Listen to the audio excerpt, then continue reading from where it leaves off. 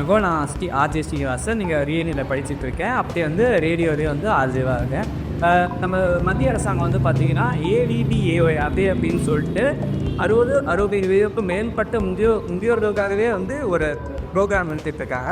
And இதில் வந்து எல்லா கம்யூனிட்டி ரேடியோஸ், அதாவது சமுதாய வானொலிகள் சார் சொன்ன மாதிரி நாங்கள்லாம் வந்து முதியோர்களுக்கிட்ட போயிட்டு அதை பற்றின விழிப்புணர்வு எடுத்துப்போம். இதை பற்றி வந்து ஒரு சின்ன ஆடியோ ட்ராமா இருக்குது, கேட்குறீங்களா? முதல் வரை 90.8 மத்திய சமூக நீதி மற்றும் அதிகார நிலையத்தில் அமைச்சகம் வழங்கும் மூத்தோருக்கு முதல் வணக்கம். இந்த தொகுப்புல நாம முதியோருக்கான என்னென்ன திட்டங்கள் இருக்கு, அதுக்கு எப்படி விண்ணப்பிக்கணும், என்னென்ன விதிமுறைகள் இருக்கு, முக்கியமான விஷயங்களை பார்க்க போறோம். மூத்தோருக்கு முதல் வணக்கம். வணக்கம் நேயர்களே, நீங்கள் கேட்டுட்டு இருக்கிறது விஐடி பண்பலை 90.8 சிந்திக்க செயல்பட. நான் உங்கள் அஜய் ஸ்ரீனிவாசன். அதே ப்ரோக்ராம்காக இன்னைக்கு நம்ம முதியோர்கள் கிட்ட பேச வந்திருக்கோம். அண்ட் வணக்கம் ஐயா, உங்கள் பேர், வயசு சொல்கிறீங்களா? மணி. உங்கள் வயசு 52. ஓகே. இப்போ வந்து இந்த நாடகத்தில் வந்து ஒரு ஹெல்ப்லைன் நம்பர் சொன்னாங்க. அதுக்கு வந்து உங்களுக்கு கால் பண்ணி தேவையெல்லாம் கேட்டுக்கலாம். அந்த நம்பர் என்னன்னு உங்களுக்கு தெரியுங்களா? தெரியல. அது வந்து 14567 4567. ஆமாம், 1456. இந்த எண்ணுக்கு கால் பண்ணிங்க அப்படின்னா வந்து உங்களுக்கு வந்து ஏதாச்சும் வந்து தகவல்கள் தெரியணும் அப்படிங்கிறது கேட்டிங்கன்னா அந்த தகவல் சொல்லுவாங்க.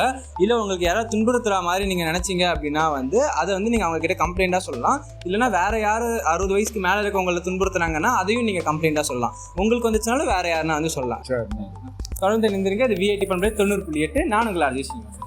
ஐயா, உங்கள் பேர், உங்கள் வயசு சொல்கிறீங்களா? மாணிக்கவேலு 63. ஐயா, உங்கள் பேர், உங்கள் வயசு? GN ரவி 59 வயசு.